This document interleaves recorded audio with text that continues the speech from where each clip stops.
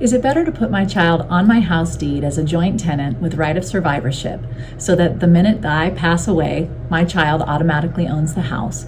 Or is it better to pass the house to my child when I die via inheritance?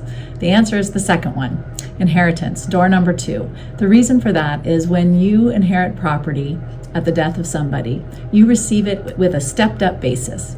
That means that the day that person dies and you are now the owner of the property, whatever that property is worth on the day you inherit it is the value that the property has.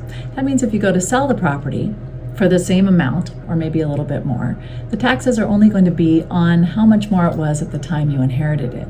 If you were to receive the property because you were on the deed and received it because your other joint tenant passed away, then you take the property at the value that the property was purchased at, which means that if you go to sell the property, you're going to have to pay capital gains on the space between what the property was bought for and what it was sold for.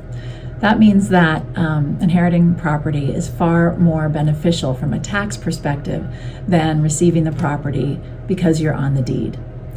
One caveat to this is that the laws are changing, and the government is considering changing the step up in basis now. So keep your ear to the ground. If that changes, the answer to this question may be different.